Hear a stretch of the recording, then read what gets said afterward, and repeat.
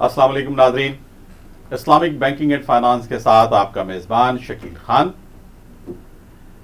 नाज़रीन, Islamic banking आज की दुनिया का एक मशहूर मौजू है।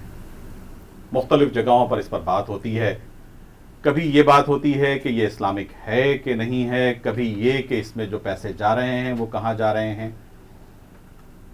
आज के जो मेरे मेहमान हैं, एक बहुत सीजन्ड बैंकर, सीनियर, तजर्बेकार, पढ़े लिखे, अपनी ज़िंदगी का आगाज़ बहैसियत लेक्चरर किया, बैंकिंग की तरफ आए और बैंकिंग में भी खूब नाम कमाया। जनाब नुसरतुल्लाह खान साहब, group head UBL Islamic banking. दूसरे मेरे मेहमान जो शरिया एडवाइज़र हैं यूबीएल इस्लामिक बैंकिंग के, जनाब मुफ्ती अब्दुर्रहमान साहब। मुफ्ती अब्दुर्रहमान साहब ने अपना ए लेवल कराची के मशहूर कॉलेज सेंट पैट से किया, उसके बाद दीनी तालीम की तरफ गए और अब यूबीएल इस्लामिक बैंकिंग के शरिया एडवाइज़र हैं। नुसरत साहब, पहला सवाल आपसे आगाज़ करते हैं।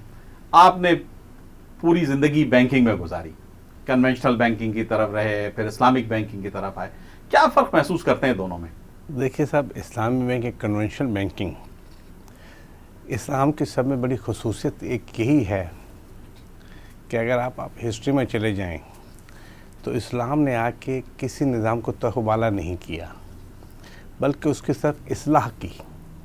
अगर आप हजूर के ज़माने से चलिए, आप देखेंगे कि बहुत सी रस्म व रवाज जो थी उनकी इस्लाह की, उनको ख़त्म नहीं किया। जो चीज़ ख़त्म करने को की, वरना वही सिस्टम था, उससे सिर्फ शरीयत के मुताबिक, अल्लाह के हुक्म के मुताबिक डाल दिया। यही चीज़ हमारी कन्वेंशनल बैंकिंग में है, जिसकी वजह से लोगों को कन्फ्यूजन होता है कि वही चीज़ है इस्लामिक बैंकिंग। हमने सिर्फ उसको, जो बैंकिंग हो रही थी उससे हमने ये कोशिश की कि इसके शरीयत के मुताबिक वही काम कर लिया जाए तो इस्लामिक बैंकिंग हो जाती है। तो जब हमने उसे शरीयत के मुताबिक ढाला तो उसमें ज़्यादा तब्दीलियाँ लोगों को नज़र नहीं आई। वो समझते कि यही चीज़ है, हालांकि जो बेसिक डिफरेंस नज़र आना चाहिए वो ये है कि उनके कॉन्टैक्ट या उनका जो तरीक़ाकार है काम करने का, उससे मुख्तलिफ है हमारा। बाकी बज़ाहिर चीज़ वही है। मसलन उसके एक छोटे से आप मिसाल दूँ, खाना वही होता है। अगर आप उसे सीधे हाथ से खा लेंगे तो वो शरीयत के मुताबिक होगा, अगर बाएं हाथ से खाएंगे तो वही शरीयत के ख़िलाफ़ हो जाता है। हालांकि दाएं हाथ से खाने से उसकी कोई न्यूट्रिशन वैल्यू या उसमें विटामिन का इजाफ़ा नहीं होता, या उसकी लज्जत में इजाफ़ा नहीं होता, या बाएं हाथ से खाने से उसको फ़र्क नहीं पड़ता। तो लिहाजा हमने जो बैंकिंग थी उसमें से हमने सब में पहला काम यही किया, दो चीज़ें। एक तो ये कि उसमें से सूद का अंसर निकाल दिया, जो रिबा जिसे कहते हैं, उसको ख़त्म किया। तो लिहाजा बुनियादी चीज़ तो उसकी यही हुई कि जब हमने रिबा ख़त्म किया तो सूद का अंसर के वो हराम का अंसर निकल गया। दूसरी चीज़ ये कि जिस तरह कुरान, अभी हमने जो इस्लामिक मोड सही है उसकी तरफ तो हम नहीं गए, लेकिन हमने कुरान के इस फैसले के हर्रुल बै व हर्रम रिबा, हमने बै को हलाल किया और रिबा को हराम करार दिया। तो लिहाजा हमने जो अपने मोड ऑफ फाइनेंसिंग में वो ट्रेडिंग बेस बनाए, तजारत की बुनियाद में हमने बनाए, तो उसकी वजह से आपने देखा कि एक बहुत बड़ा डिफरेंस आया है। लोगों को ये डिफरेंस मालूम नहीं होता। अब उसमें बहुत सी चीज़ें हैं जो जब हमने बैंक अपनाया तो उसमें मुशाहबत पड़ती है हमारी कन्वेंशनल बैंक, इस्लामिक बैंक में, कि वही पैसा वो कर्ज़ की सूरत में देते हैं और कर्ज़ लेते हैं। उन्हें इससे मतलब नहीं कि जो बैंक ने कर्ज़ की दिया है उसका इस्तेमाल किस तरह किया, कहाँ किया। उन्हें तो इससे मतलब है ये पैसा दिया है और उस पर हमने इतना नफ़ा लेना है। वो पैसे में नफ़ा कमाते हैं, हम तजारत के ज़रिए नफ़ा कमाते हैं। हमने बजाय कैश देने के या कर्ज़ देने के, हमने एक चीज़ खरीद के उन्हें मुनाफे बेच दी, जिसका कुरान में ज़िक्र है कि रिबा भी तो मिसल रिबा, इन्नमल बैल मिसल रिबा। ये बड़ा वाज़ेह तौर पर यही उनका भी, उस वक्त भी लोगों का एतराज़ था और आज भी यही लोगों के हिसाब से एक ही चीज़ है कि वो टाइम वैल्यू ऑफ मनी है, ये भी टाइम वैल्यू ऑफ मनी है। तो हम तो नफ़ा कमाते हैं पैसे पे, आप चीज़ों पे नफ़ा कमाते हैं। हालांकि जब इस्लाम ने मना कर दिया कि वो चीज़ हराम की वो हलाल की, तो ख़त्म हो जाता है। यही बेसिक डिफरेंस है इस वक्त फ़िलहाल जो मैं देख रहा हूँ इस्लामिक बैंकिंग में और मौजूदा कन्वेंशनल बैंकिंग में। एक तो सूद का अंसर निकल गया और दूसरे हमने जो लेन देन करते हैं बजाय वो कर्ज़ की सूरत में करने के, हम तजारत या बैक की सूरत में करते हैं। ये एक बहुत बड़ा डिफरेंस है। और बैक के जो फ़वाइद होंगे वो एक अलग हैं, उसके आइंदा इकॉनमी में क्या असरात पड़ेंगे उसका आप तसव्वुर नहीं कर सकते। उसकी एक सिंपल सी मैं आपको वजह ये बता सकता हूँ कि अगर आप नोट कीजिए कि हमारी मनी सप्लाई दो चीज़ों में शुमार होती है, करेंसी इन सर्कुलेशन, और दूसरी चीज़ जो हमारी है वो क्रेडिट। जो मेन प्रॉब्लम हमारा इन्फ्लेशनरी ट्रेंड होता है वो ये होता है कि जब डिमांड और सप्लाई में फ़र्क आ जाए, हमारे कर्ज़ों का हजम बढ़ता गया, उसके मुताबिक सप्लाई नहीं बढ़ी, तो नतीजा क्या निकला? इन्फ्लेशन, महंगाई और दूसरी बुराइयाँ। जब हम बैग करते हैं तो बैग की खूबसूरती ये है कि जितना क्रेडिट देंगे उतनी ही जनरेशन होगी, उतने गुड्स मौजूद होंगे, तो नतीजा उसका ये निकलेगा आपके कि supply of the goods and credit they will match each other. उस पैसे के नतीजे में कोई ना कोई एसेट जरूर एसेट्स होगा, तो लिहाजा जितनी जनरेशन आप मनी कर रहे हैं, आप सर्कुलेशन उतना एसेट जनरेट कर रहे हैं, उतना एसेट्स भी जनरेट कर रहे हैं, तो इन्फ्लेशनरी ट्रेंड जो है ना वो नहीं ज़्यादा। तो दुनिया भर में जो ये फाइनेंशियल टर्मोइल आया कि जी एसेट मौजूद नहीं था, मनी जनरेट होती मनी हवा में, पैसों में, कागज मनी, और वो पैसा क्रेडिट पे चलते रहे, क्रेडिट दर क्रेडिट। उसकी छोटी सी मिसाल देता हूँ, अब इंटरनेशनल ट्रेड से सिर्फ मुझे एग्जैक्ट फिगर याद नहीं है कि 1 बिलियन या 2 ट्रिलियन इस वक्त ट्रेड है, और जब आप देखिए फॉरेन एक्सचेंज की बुकिंग 10 टाइम्स ज़्यादा है। सही, तो किसके अगेंस्ट? ये स्पेकुलेटिव है, स्पेकुलेटेड है सारी। तो जिसकी वजह से स्पेकुलेशन होगी तो आपको स्पेकुलेशन पर नुकसानात पता है, मतलब हवा में ही सब कुछ चल रहा है, हवा में ही सब कुछ चल रहा है, कोई चीज़ ज़मीन पर हमारे यहाँ अगर होगी तो जब तक एसेट्स नहीं होगा उस वक्त तक हम कोई चीज़ बुकिंग नहीं करेंगे, कुछ नहीं करेंगे, तो लिहाजा स्पेकुलेशन का अंसर निकल गया। जब स्पेकुलेशन, तो उसमें माशरे में इक़्तिसादी इस्तेहकाम आएगा, इन्फ्लेशन कम होगा। मुफ्ती अब्दुल रहमान साहब, आपकी तरफ आते हैं, आप लोगों का बड़ा अहम रोल है इस बैंकिंग में, इसको शरिया बेस करने में। सवालात आप पर भी बहुत ज़्यादा पैदा होते हैं, लोग वही जो बात हमेशा कही जाती है और बड़ा रिवायती सा सवाल है कि जनाब ये जो आप मुराहबा करते हैं या ये जो चीज़ें ट्रेडिंग करते हैं, ये भी तो मिसल रिबा हैं, मतलब ये कि आप कान इधर से पकड़ लें या उधर से पकड़ लें, जो बड़ा अजीब सा सवाल लगता है, लेकिन इसका क्या जवाब आपके पास मौजूद है? बिस्मिल्लाहिर्रहमानिर्रहीम। पहले तो मैं राह टीवी की मैनेजमेंट का और आपका शुक्रिया अदा करना चाहूँगा कि आपने एक बहुत ही अहम उन्वान पर गुफ्तगू का सिलसिला रखा। इस्लामिक बैंकिंग दरअसल पहले तो नुसरतुल्लाह खान साहब जो यूबी अमीन के ग्रुप हेड हैं, बड़े ही एहसन अंदाज में उन्होंने समझ लें कि समंदर को कूज़े में बंद कर दिया कि इस्लामिक बैंकिंग की क्या ज़रूरत है और दौरे हाजिर में इसकी क्या ज़रूरत है। आपका सवाल भी बहुत अहम है कि अक्सर ये पूछा जाता है कि इस्लामिक बैंक्स जो हैं, आप कान इधर से पकड़िए या वहाँ से पकड़िए, बात एक ही है। हालांकि ऐसा नहीं। इस्लामिक बैंकिंग का बुनियादी मकसद सूद का ख़ात्मा करना है, और सूद के ख़ात्मे के लिए कि ट्रांजैक्शंस में, कारोबारी मामलात में सूद का अंसर ना हो, उसको ख़त्म करने के लिए ही इस्लामिक बैंकिंग मारिज़ वजूद में आया। और सूद वो गुनाह है कि जिससे कुरान पाक में ये कहा गया कि अल्लाह और उसके रसूल से जंग है, और हमारे सामने मौजूदा मिसालें मौजूद हैं कि सूद ने आलमी मईशत को किस तरह तबाह कर दिया। जो दुनिया भर में कहते हैं कि ग्लोबल फाइनेंशियल क्राइसिस है, वो क्यों है? इसी वजह से उसकी बुनियाद आज गैरों ने भी मान ली कि क्या वजह है। मामला दरअसल ये है कि जो एतराज़ात होते हैं, हम अपनी खामियों को नहीं देखते। जैसा कि शायर ने कहा कि मांगते फिरते हैं अगियार से मिट्टी के चिराग, मांगते फिरते हैं अगियार से मिट्टी के चिराग, अपने खुर्शीद पे फैला दिए साए हमने। यानी जो हमारे दीन के ज़री और रहनुमा उसूल हैं, हमने उनको नहीं सीखा, और अगियार के जो बनाए हुए कानून हैं उन्हीं को लेकर हम समझते हैं कि इसी में हमारी बका है। हालांकि कुरान पाक ने वाज़े बता दिया, इन्ना दीना इंदल्लाहिल इस्लाम, कि अल्लाह रब्बुल इज़्ज़त के नज़दीक जो सबसे बेहतरीन अगर ज़िंदगी गुजारने का तरीका है वो दीन इस्लाम है। इसी तरह कुरान पाक में इरशाद फरमाया, वमन यब्तगी गैरल इस्लामी दीनन फलन युक़बल मिन्हु व हुवा फ़िल आखिरति मिनल खासिरीन, कि जिसने इस्लाम के अलावा किसी और दीन को तलाश किया और किसी और दीन को अपनाने की कोशिश की, व हुवा फ़िल आखिरति मिनल खासिरीन, दुनिया में तो बज़ाहिर मॉनिटरी टर्म्स में उसे फ़ायदा भी हो जाएगा और दौलत भी हो जाएगी, उसके रिज़र्व्स भी बढ़ जाएंगे, लेकिन सिर्फ आर्जी तौर पर है। हकीकी कामयाबी तो है वो आखिरत की कामयाबी और दीन इस्लाम ही में बका है। तो मामला ये है कि इस्लामिक बैंकिंग की बुनियाद यानी इस्लाम के उसूलों पर अमल करने के लिए, जैसा कि नुसरत साहब ने बड़े उम्दा अंदाज में कुरान पाक की आयतों के हवाले भी दिए कि इन्नमल बैउ मिस्लु रिबा, कि हर दौर में इस्लाम पर एतराज़ हो। पहले भी ये कहा गया कि आप जो कारोबार कर रहे हैं ये तो सूद ही की मिसाल है, हम भी यही करते हैं, हालांकि ऐसा नहीं। फरमाया गया कारोबार तो हर दौर की ज़रूरत है। तो इस्लामिक बैंकिंग भी ज़ाहिर है कि मईशत का एक पहिया है, मईशत को चलाने के लिए बैंक्स यानी रीढ़ की हड्डी, बैकबोन का रोल प्ले करते हैं। तो अगर सूदी इदारों ही की तरह ये चलते रहें तो कैसे इस्लामिक बैंकिंग कैसे होगी?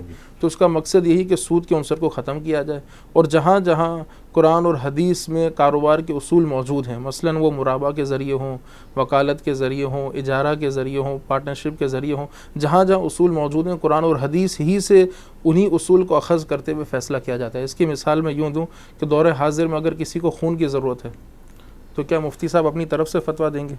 हर मुफ्ती को जो किताब पढ़ाई जाती है, आज से तकरीबन 250 साल कबल बुज़ुर्ग हैं अल्लामा इब्न आबदीन शामी, उन्होंने फतावा लिखने का क्या तरीका है, फतवा किस तरह दिया जाता है, उन्होंने उसूल बयान किया कि इस तरह मुफ्ती को फतवा देना है। तो उसमें उसूल मौजूद है कि मुफ्ती ज़ाहिर मुज्तहिद तो नहीं है, इज्तिहाद तो नहीं करेगा।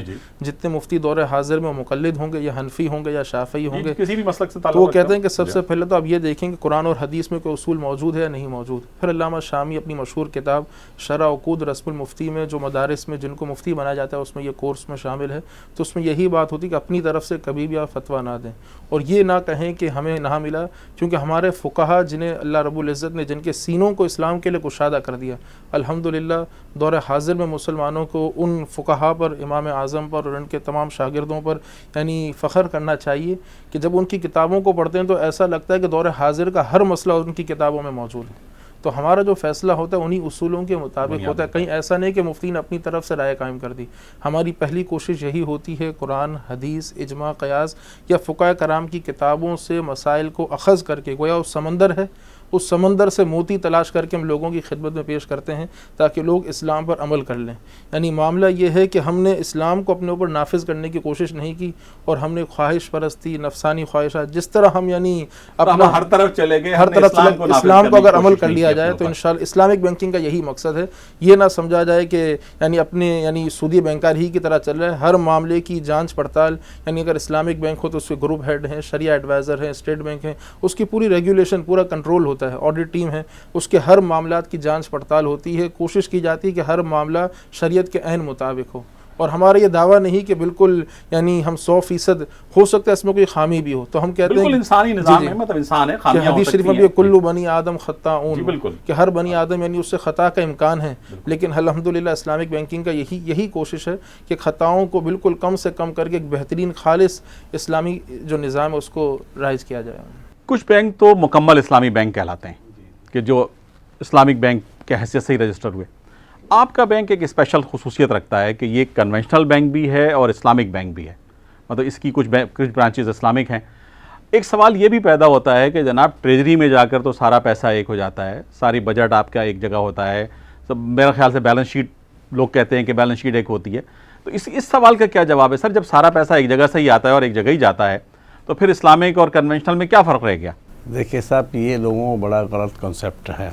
इस सिलसिले में मैं समय पहले तो अप्रिशिएट करूँ स्टेट ऑफ पाकिस्तान की एफर्ट्स को। स्टेट बैंक ऑफ पाकिस्तान ने जो काम किया बहुत अच्छा किया। अच्छा, एक तो ये चीज़ थी कि ओवरनाइट आप निज़ाम को तब्दील कर दें। हम उसके नतीजे देख सकें कि 73 में जब नेशनलाइजेशन हुई तो उसका कितना डिज़ास्टर हुआ, ओवरनाइट चेंज हुआ। या और मुख्तलिफ कंट्रीज़ में जो ओवरनाइट निज़ाम चेंज होता है, आप तो इसके भी गवाह हैं, नेशनलाइजेशन और री नेशनलाइजेशन दोनों के जाते हैं। हकीकत ये है कि कोई भी जब नई चीज़ आती है तब अगर हम तवातुर के साथ बातदरीज उसे नाफिज करें तो ज़्यादा अच्छा तरीका है। इस सिलसिले में स्टेट बैंक ऑफ पाकिस्तान ने बड़ी अच्छी अप्रोच अपनाई कि उन्होंने 3 टियर सिस्टम दे दिया हमें। कि एक तो ये दिया कि या तो आप अपनी इंडिपेंडेंट बैंक खोलें, नंबर 1। दूसरा, या जितने कमर्शियल बैंक हैं वो होली ओन सब्सिडरी खोल लें, ठीक है। या तीसरा कॉन्सेप्ट स्टैंड अलोन ब्रांचेस अपनी खोल लें। तो मेजॉरिटी जो कन्वेंशनल बैंक थे, ऑलमोस्ट मेजॉरिटी के तमाम कन्वेंशनल बैंक्स ने यही किया, तीसरा ऑप्शन अडॉप्ट किया, स्टैंड अलोन ब्रांचेस। अब यहाँ जब स्टैंड अलोन ब्रांचेस थी तो अब ये एक नया कॉन्सेप्ट था। स्टैंड अलोन मींस के आपकी ब्रांचेस जो बिला सूदी बैंकारी हैं अलग ब्रांचेस हैं, स्टैंड अलोन ब्रांचेस, ठीक है। या इसको इन मुख्तसर अल्फाज में ये कह लीजिए समझने के लिए कि bank with in A bank का कॉन्सेप्ट क्रिएट किया। और उसके स्टेट बैंक ने ये कहा कि आप जो कन्वेंशन में अपने कैपिटल में से एक सर्टेन अमाउंट जो उनकी रिक्वायरमेंट है उसके मुताबिक आप कैपिटल प्रोवाइड करेंगे और उसका एक अलग डिपार्टमेंट बनाएंगे, Islamic banking division, that is headed by one senior executive, और वो इंडिपेंडेंटली ब्रांच को रन करेगा। नंबर 1, उसके लिए असूल उन्होंने बना दिए। नंबर 2, उसकी ट्रांजैक्शंस वगैरह सब इंडिपेंडेंट होगी, उसमें कोई ऐसी कोशिश ना हो कि ये मिक्स हो जाए ट्रांजैक्शन। तो लिहाजा उनका काम ट्रेडिशनल बैंक का सिर्फ इतना है कि उन्होंने कैपिटल प्रोवाइड कर दिया और अब ये इंडिपेंडेंटली हम रन कर रहे हैं। मतलब आपकी सारी हमारी चीज़ों से books, अलग होती है? हर चीज़ होती है, हर चीज़ बुक्स अलग है। यहाँ तक ये कि हमारे जो सरप्लस फंड है we can not keep with the conventional bank, वो भी आपको अलग रखना पड़ेगा। हम कन्वेंशनल बैंक में नहीं रख सकते। मास है वो जो डे टू डे ज़रूरत के लिए हमें ज़रूरत पड़ती है, क्लियरिंग फंड्स के लिए या पेमेंट्स के लिए, तो उस हद तक हम रख सकते हैं जैसे एक आम कस्टमर रखता है। बाकी जितने हमारे सरप्लस फंड होंगे वो हम इस्लामिक मोड ऑफ फाइनेंसिंग में इन्वेस्ट करेंगे। तो इस्लामिक मोड ऑफ फाइनेंसिंग में मुख्तलिफ हमारे पास ऑप्शन अवेल हैं। जब हम पब्लिक के जो डिपॉजिट लेते हैं, हमारी बुक्स अलग हैं, सेग्रीगेशन ऑफ अकाउंट्स है, हमारा उनसे सिर्फ ये इस हद तक रिलेशन है कि हमारी बाद में जब बुक्स हैं वो जब फाइनल बैलेंस शीट तैयार होती है, हमारी अलग डिक्लेरेशंस होती हैं स्टेट बैंक की रिक्वायरमेंट, सिर्फ ये हो कि दोनों कंसोलिडेट हो जाती हैं हमारी बुक्स। अच्छा, कंसोलिडेट हो जाती है, अदरवाइज हमारे अकाउंट्स अलग एक ही बैंक है, इंडिपेंडेंट। मतलब प्रॉफिट एंड लॉस अलग होगा, बैलेंस शीट अलग होगी, एवरीथिंग हमारी अपनी डिक्लेयर होंगी। अच्छा, तो उसकी वजह से हमारी ये होता है कि फंड्स का जो लोगों कॉन्सेप्ट है कि हमारे वहाँ हमारे फंड इस्तेमाल नहीं होते। हमारी अपनी ट्रेजरीज है वो है जो मनी मार्केट में इस्लामिक बैंक के साथ काम करती हैं, लेन देन इस्लामिक बैंक है। हाँ, एक हमें आप अपने कन्वेंशनल बैंक के साथ लेन देन भी नहीं करते? लेन देन के मास हुआ ये कि उनके हम सर्विसेज यूज़ कर सकते हैं। अच्छा, क्योंकि अभी हमारे ऑपरेशन छोटे हैं और उसके लिए we can pay their commission. जैसे आप बिल्कुल आप एक कारोबार शुरू करते हैं, किसी से भी आप उसकी सर्विसेज हासिल कर लेते हैं, सर्विसेज हासिल कर लेते हैं अपने आप का, वो कॉस्ट रिडक्शंस के लिए वो कर, तो उस हद तक तो हम सर्विसेज तो यूज़ कर सकते हैं उनकी टू सेल आवर प्रोडक्ट।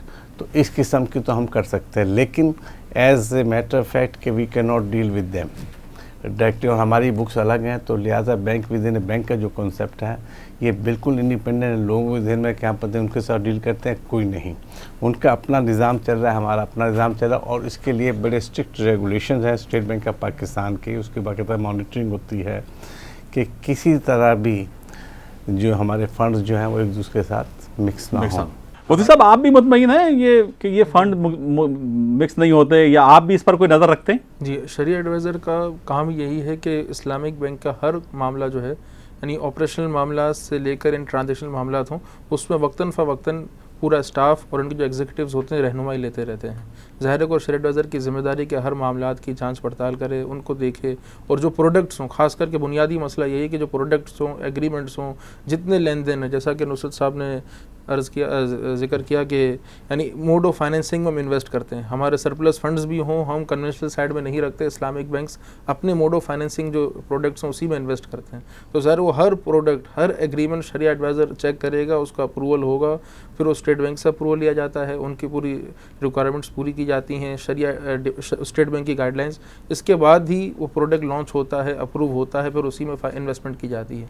तो अल्हम्दुलिल्लाह ऐसी कोई ख़राबी नहीं। सबसे बुनियादी जो बात कि जो लोग पूछते हैं आम सवाल, कि हमारे देखने वाले भी यानी होगा क्वेश्चन, आम लोगों के जहन में भी सवाल है कि जो नुसरत साहब ने कहा कि bank with in the bank का जो कॉन्सेप्ट है कि एक सूदी बैंक है, सूदी बैंक इस्लामिक बैंक क्यों कर रहा है, इसको क्या फ़ायदा है। तो हमें तो अप्रिशिएट करना चाहिए, क्यों हमारा मकसद ये कि इस्लामिक बैंकारी आम हो, सूद का खात्मा हो। मामला ये कि हदीस शरीफ, इसका मतलब है कि उसको भी इस्लाम में फ़ायदा नज़र आ रहा है। जी जी, हुजूर अलैहिस्सलाम ने फरमाया कि आखिरी ज़माना होगा, क़यामत की निशानी ये है, उन निशानियों में से कि लोगों को ये फ़िक्र ना होगी कि हमने पैसा हलाल से कमाया हराम से कमाया। हमें तो अप्रिशिएट करना चाहिए कि चलें किसी तरह इस्लामिक बैंकारी फ़रोग तो हो रही है, पहले कहीं पर इसका जिक्र नहीं था।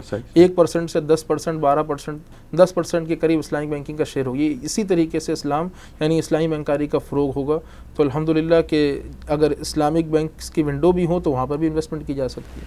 नुसरत साहब, आप बड़ी ज़िंदगी आपने बैंकिंग में गुजारी है। आपने डीनेशनलाइजेशन का ज़माना, जब बैंक नेशनलाइज नहीं थे वो ज़माना भी देखा, फिर बैंक नेशनलाइज हो गए, फिर आपने मुल्क से बाहर भी ज़िंदगी गुजारी मुख्तलिफ बैंक्स में। आप क्या महसूस करते हैं, इस्लामिक बैंकिंग का कोई फ्यूचर है? देखिए, एज ए इस्लामिक बैंकर हमारी तो पूरी ख्वाहिश है कि इस्लामिक बैंकिंग फ़रोग पाए। ख्वाहिश तो हमारी भी यही है, लेकिन ये हकीकत की तरफ आए, हकीकत क्या है? उसके लिए मैं इस वक्त आपको यही कह सकता हूँ। आप कहते हैं मुझे बड़ा ब्राइट इसलिए नज़र आता है, 2-3 चीज़ें उसकी वजूहत हैं। एक तो इंटरनेशनल लेवल पे सब फास्टेस्ट ग्रोइंग इंडस्ट्री जो इस्लामिक बैंकिंग है, जिसकी रेशो अबाउट 15% है, अबाउट सालाना एनुअल। पाकिस्तान में मोर देन 30% ग्रोथ इसकी है। एक तो ये है। दूसरे, मुझे इसलिए इसकी नज़र आ रही है कि मैं ख्याल दुनिया में जितनी बड़ी यूनिवर्सिटीज़ हैं, जितने एकेडमिक सेंटर्स हैं, वहाँ हर यूनिवर्सिटी में अपनी इस्लामिक फैकल्टीज़ कायम कर दी हैं। तो इसका मतलब है कि दे आर रियलाइजिंग कि इस्लामी बैंकिंग कुछ अहमियत है, जब भी उन्होंने फैकल्टीज़ कायम की हैं। मतलब वो बगैर नफ़ा देखे नहीं गिरता। तीसरी चीज़ जो है, जो बड़ी अहम चीज़ है, वो ये है कि इस वक्त कम्युनिज़म और सोशलिज़म के नाकामी के बाद अब लोगों को ये ख़तरात बढ़ते जाए, one day capitalism is going to collapse. इस वक्त पूरी जो मगरबी दुनिया, ये फॉरेन जो है और कैपिटलिस्ट सोसाइटी है, वो कहते हैं इससे पहले कि कैपिटलिज्म का अंजाम वही हो जो सोशलिज़म का हुआ, एक नैमुल बदला मुझे दे दें। अब नैमुल बदल में उन्हें काफ़ी अट्रैक्शन नज़र आ रही है कि एक इसका नैमुल इस्लामिक निज़ाम हो सकता है। इस बुनियाद, इन तीनों चीज़ों की बुनियाद में मैं कह सकता हूँ कि इस्लामी बैंकिंग के फ़रोग़ के मुझे चांसेस नज़र आ रहे हैं। और एक और बड़ी अहम वजह जो रिसेंट क्राइसिस आज से 2 साल पहले हुए थे, पेपर मनी की वजह से मानशिया, अब उन्हें एहसास हो रहा है कि एसेट बेस्ड इकॉनमी होगी या बैंकिंग होगी या फाइनेंशियल सिस्टम होगा, वो ज़्यादा देर पर और सर्वाइव कर सकेगा। तो ये भी रियलाइजेशन दुनिया में होती जा रही। इसलिए मैं तो बल्कि यहाँ तक कहता हूँ और मेरा यकीन है कि अगर इस्लामिक निज़ाम अगर आया बैंक इक़्तिसादी, तो पहले वेस्ट में ही आएगा, पहले वेस्ट में इस्लामी निज़ाम और आएगा। मेरी भी यकीन है कि अगर आज मैं वेस्ट में हूँ तो मैं ज़्यादा बेहतर तरीके से इस्लाम पर अमल कर सकता हूँ, करवा सकता हूँ, क्योंकि ये एक हकीकत है जी जी कि वहाँ के जो अकाउंटिंग सिस्टम, वहाँ का जो लीगल सिस्टम है, वो सपोर्ट करता है, मतलब सच्चाई को और नेकी को सपोर्ट करता है। उनके ऐसे कवानीन जो हमारे अभी मुल्क में बदकिस्मती से नहीं है। जी जी जी। तो लिहाजा वहाँ हम इसे ज़्यादा आसानी से मसला मुशारका या मुदारबा को फ़रोग़ दे सकते हैं, जो यहाँ भी हम नहीं कर पा रहे मुख्तलिफ वजूहात की बुनियाद पर। तो ये वो चीज़ है जिनके बारे में मैं ये देखता हूँ कि वहाँ भी होगा। और दूसरी जो अहम चीज़ है, पाकिस्तान में या इस्लामिक कंट्री में दिन ब दिन लोगों में इस्लामिक ट्रेंड बढ़ते जा रहे हैं। ठीक है, हमारे अमाल किरदार कुछ भी हो, लेकिन ये हमें एहसास होता जा रहा है कि वी आर ए मुस्लिम।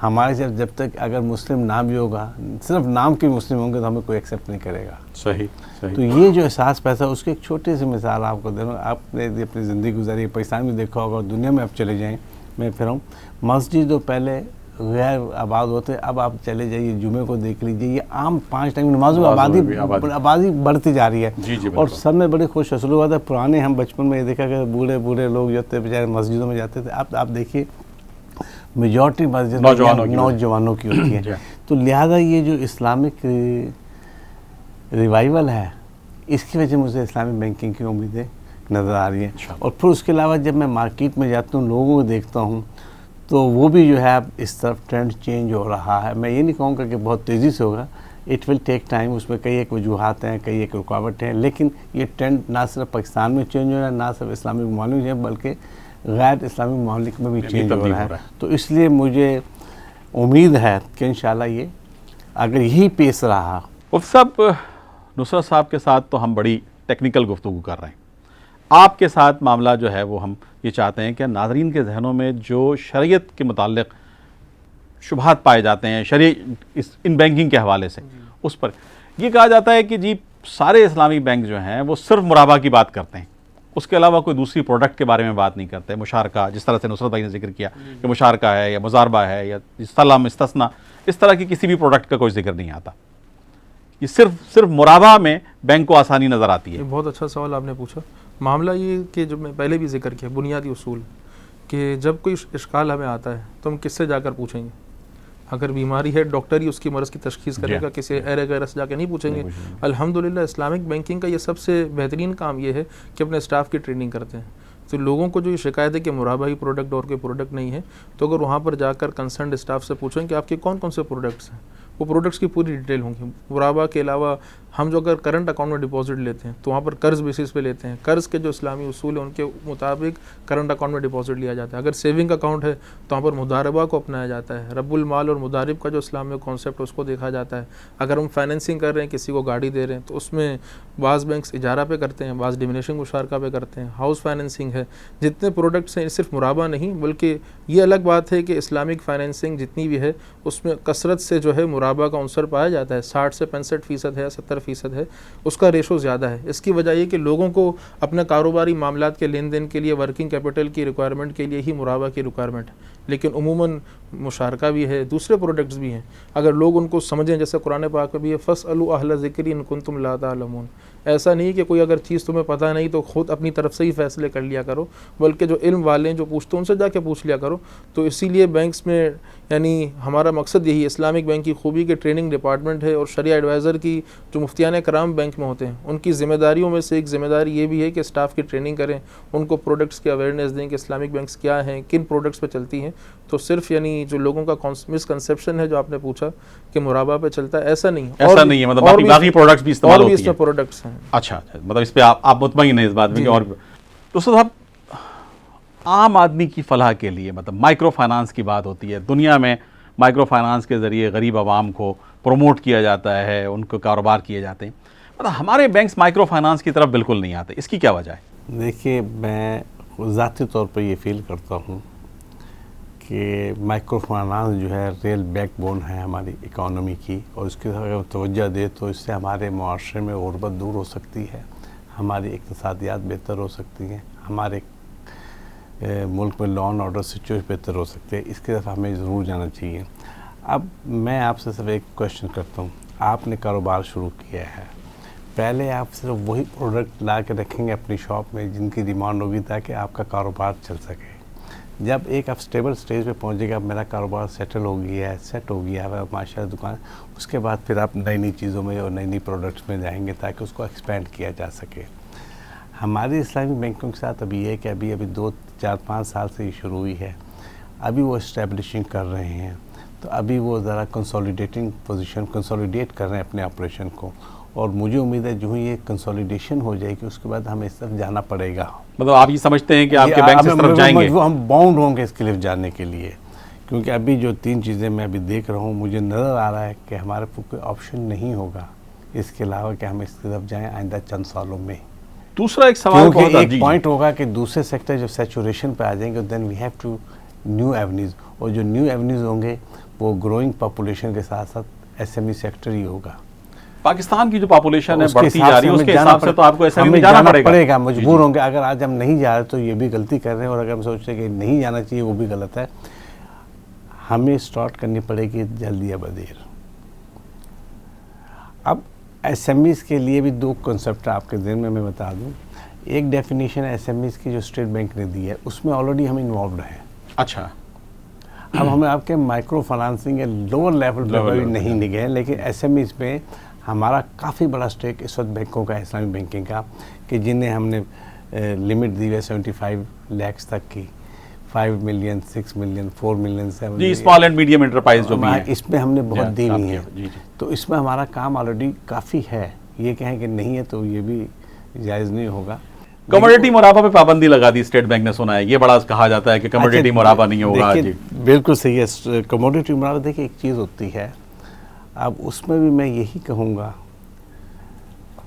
कि आग है जी, इससे आप अपना किसी का घर जलाएं, अपना खाना पकाएं, उसका सही इस्तेमाल करेंगे तो वो जायज़ हो जाएगा, गलत इस्तेमाल करेंगे तो नाजायज़। चाकू से आप सब्ज़ी काटें या अपने फल काटें या किसी का गला काटें। जी, कमोडिटी मुराबा को अगर ट्रू इट्स सेंस, इस रियल सेंस में जो होती है, अगर उस सेंस में इस्तेमाल किया जाए तो मैं नहीं समझता कमोडिटी मुराबा गलत है। लेकिन अगर इसे एज ए हीले के तौर पर इस्तेमाल किया जाए तो ये कमोडिटी मुराबा इंतहाई खतरनाक चीज़ है।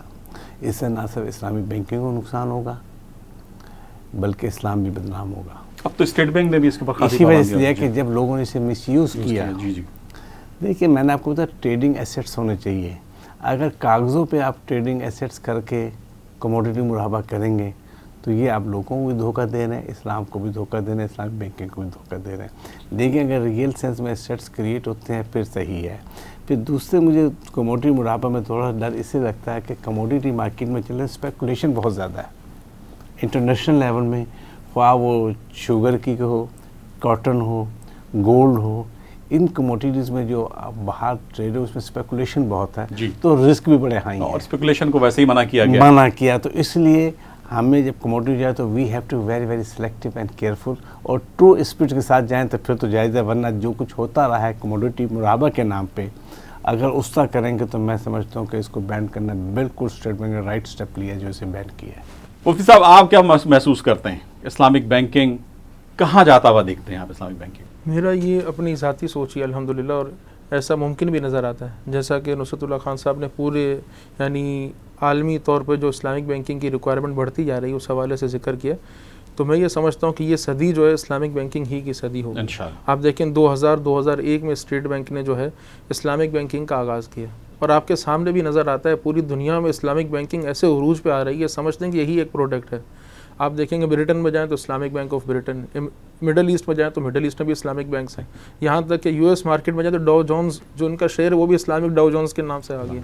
हर जगह इस्लाम यानी ऐसा है कि इस्लाम की कमंदे यानी लोगों ने वहाँ पर यानी झंडे पहुँच चुके हैं और इस्लाम का यानी गलबा हर तरफ नज़र आता है। तो मामला ये है कि एक जो उसूल है कि when there is a will there is a way, अगर हमारे इरादे अच्छे हो जाएं तो हम ये इरादा कर लें कि हमें सूद का ख़ात्मा करना, हमारे दिलों में अगर खौफ खुदा पैदा हो जाए। मामला ये कि हमारा जो आम आदमी वो ये चाहता है कि अगर सूदी बैंक मुझे मेरे डिपॉज़िट पे एक मैंने परसेंटेज रख दी, किसी के यानी बिलफर्ज वालिद साहब की डेथ हुई तो मुझे एक विरसा मिला है, मैं सूदी बैंक में रखता हूँ, मुझे आधा % ज़्यादा मिल रहा है, लेकिन इस्लामिक बैंक तो गारंटी नहीं दे रहा, वो तो कह रहा है मैं आके कारोबार में लगाऊंगा, आपको अंदाज़न एक्सपेक्टेड इतना प्रॉफिट हो जाएगा लेकिन ये मुझे कम मिलेगा, तो चूंकि सूदी बैंक में ज़्यादा मिल रहा है तो मैं वहीं पे रखूंगा। यानी उसको इससे गरज नहीं है हलाल है या हराम है। जब हमारे दिल ही साफ़ ना होंगे, अगर हमारे दिलों में ये खौफ पैदा हो जाए कि हमें सूद का खात्मा करना है, तो इंशाल्लाह जब जैसे जैसे लोगों को, जैसा कि जिक्र किया कि लोगों में इस्लामिक ट्रेंड बढ़ता जा रहा है, लोग इस्लाम की तरफ, पहले इस्लामिक चैनल्स इतने नहीं थे, टीवी में इतने इस्लामिक प्रोग्राम, आज इस्लामिक चैनल्स ही आपको नज़र आ रहे हैं। तो अल्हम्दुलिल्लाह ये सदी इंशाल्लाह इस्लामिक बैंकारी, इस्लामी निज़ाम ही की सदी होगी, इस्लामी बैंकारी के उरूज की। तो इंशाल्लाह उम्मीद है कि यानी अगर हमारे इरादों में इखलास हो कि हमें अल्लाह रब्बुल इज़्ज़त को राज़ी करना है, हमारा कारोबार, हमारा लेन देन, यहाँ देखें कि हदीस शरीफ में हुज़ूर अलैहिस्सलातु वस्सलाम ने इसकी कितनी अहमियत दी। अगर इस्लाम, लोग कहते हैं कि इस्लामिक बैंक, बाज़ ऐसे भी हमारे पसमानदा लोग हैं वो कहते हैं बैंक और इस्लाम ये तो हो ही नहीं सकता, मिल ही नहीं सकते, यानी दोनों रास्ते अलग अलग हैं। हालांकि उनको देखना चाहिए कि बैंक किसी और यानी शजर ममनुआ का नाम नहीं है, हुज़ूर बैंक में कारोबार होता है। हुज़ूर अलैहिस्सलातु वस्सलाम ने ख़ुद कारोबार किया, अंबिया कराम ने कारोबार किया, सब ने कारोबार करके ये बताया कि कारोबार किया जाए, और साथ में ये भी फरमाया अत्ताजिरुस सदूक मान नबीयीन, तुम ये ना समझो कारोबार ये दुनियावी चीज़ है, अगर इस कारोबार को भी अच्छी नीयतों से किया जाए तो फरमा सच्चा कारोबार करने वाला कल बरोज़ क़यामत अंबिया कराम के साथ होगा। इतनी बड़ी फजीलत है, यानी अच्छे तरीके से तिजारत करने वाला ये कस्बे हलाल कर रहा है, अल्लाह रब्बुल इज़्ज़त को राज़ी कर रहा है। तो अगर हमारे इरादों में खुलूस हो तो इंशाअल्लाह ये आगे फ्यूचर जो है इस्लामिक बैंकिंग का ही। नुसरत साहब, second Islamic financial expo and conference हो रही है, आप भी माशाल्लाह हमेशा उसमें शरीक होते रहे हैं, क्या महसूस करते हैं कि इस तरह की कॉन्फ्रेंसेज आपकी अवेयरनेस को पूरा करती हैं? देखिए, कोई भी काम किया जाए उसके फ़वाइद होते हैं, आप सिर्फ फ़र्क इतना होता है कि कितने फ़ायदे हैं, कम या ज़्यादा। ये तो नुकसान तो उसको नहीं होते, फ़ायदा तो है। आप समझते हैं इसको फ़ायदा है? फ़ायदा है, हमें ये देखना फ़ायदा है, नुकसान तो नहीं है, तो फिर हमें ऐसी चीज़ों को फ़रोग़ देना चाहिए। नंबर 1, इस किस्म की जो कॉन्फ्रेंस होती है इससे अवेयरनेस होगी। देखिए, जब ये कॉन्फ्रेंसेस होगी मीडिया पे भी आएगी, प्रिंट मीडिया में भी आएगी, इलेक्ट्रॉनिक मीडिया में भी आएगी, कुछ लोगों का पार्टिसिपेशन होगा, बाई माउथ तो वो कहेंगे जी हम ये बात सुन के आए हैं, तो लिहाजा एक अवेयरनेस लोगों की तरफ क्रिएट होगी। नंबर 1, और बहुत से उसके जो फ़ायदे होंगे ये होंगे कि लोगों के में जो कॉन्सेप्ट हैं, जो बहुत से क्वेश्चन हैं, जो तशनगी है, हो सकता है बहुत से लोगों की दूर हो जाए। मैं तो कहता हूँ बहुत सौ की ना, अगर एक आदमी की भी तशनगी दूर हो जाए और वो सच्चाई की तरफ आ जाए, इस्लामिक बैंकिंग को कबूल कर ले, तो बहुत बड़ा फ़ायदा है, बड़ा फ़ायदा। तो इसलिए इस कॉन्फ्रेंस में अगर आपसे जितने फॉरगेट के ये 10% इसके फ़ायदे हुए, 5% फ़ायदे हुए, बहरहाल कुछ ना कुछ फ़ायदा होता है इसका इंशाल्लाह, अगर एक आदमी भी आ जाता है तो नहीं होते, फ़ायदे होते हैं। और ऐसी चीज़ें कंटिन्यू रहिए, आज थोड़ी हैं कल ये बड़े पैमाने होते फैलती जाएंगे। अगर स्टार्ट ही नहीं करेंगे तो शुरुआत तो करनी है, कहीं ना कहीं से शुरुआत करनी है। नुसरत साहब, बहुत बहुत शुक्रिया आपके तशरीफ़ लाने का। मुफ्ती साहब, आप तशरीफ़ लाए, आपका भी बहुत बहुत शुक्रिया। नाज़रीन, मेरे आज के मेहमान जनाब नुसरतुल्लाह खान साहब और मुफ्ती अब्दुल रहमान साहब थे। इस्लामिक बैंकिंग एंड फाइनेंस के बारे में आपसे बड़ी सैर हासिल गुफ्तगू हुई। अल्लाह ताला इसमें बरकत डाले और हमें इस पर अमल करने की तौफीक अता फरमाए। बहुत बहुत शुक्रिया।